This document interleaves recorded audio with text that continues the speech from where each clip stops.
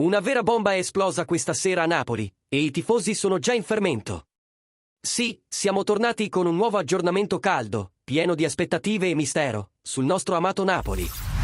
E guarda, quello che sta succedendo dietro le quinte promette di scuotere le fondamenta del club. Ma prima di dirvi cosa sta per succedere, sapete già come funziona. Mettete subito un like e iscrivetevi al canale.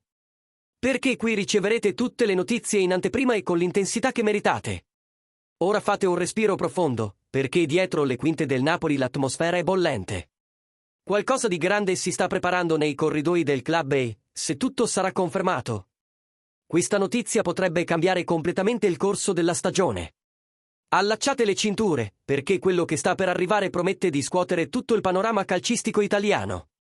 E in mezzo a questa tempesta di ansia che ha travolto i tifosi sui social network, sorge una domanda che riecheggia in tutta la comunità napoletana: abbiamo perso i primi due obiettivi. Cosa sta succedendo? È vero che nomi come Jonathan David e Bonni sono sfuggiti al club? Con il primo che si è unito alla Juventus e il secondo che ha firmato con l'Inter. Questo ha acceso un campanello d'allarme tra i più preoccupati, che temono un inizio di stagione al di sotto delle aspettative. Ma questa paura è davvero necessaria? La dirigenza del Napoli ha dimostrato, ancora una volta, saggezza e freddezza, evitando di farsi mettere sotto pressione dai club che vogliono gonfiare il mercato, approfittando della solidità economica del club napoletano.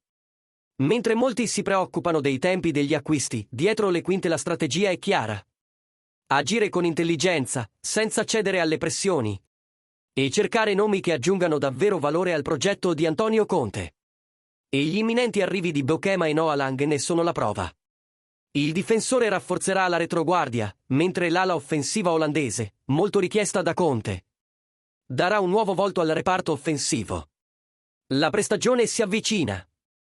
Il ritiro a Di Maro è già all'orizzonte e il Napoli sta modellando la sua rosa con precisione chirurgica, pensando a una stagione lunga e piena di sfide.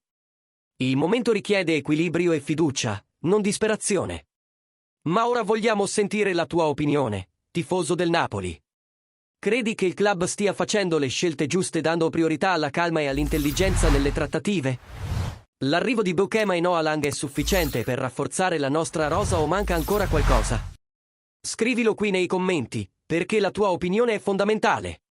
E se questa analisi ti ha aiutato a capire meglio il retroscena del club, lascia un super grazie per rafforzare il canale e continuare ad aiutarci a offrirti contenuti esclusivi. Alla prossima, e forza Napoli!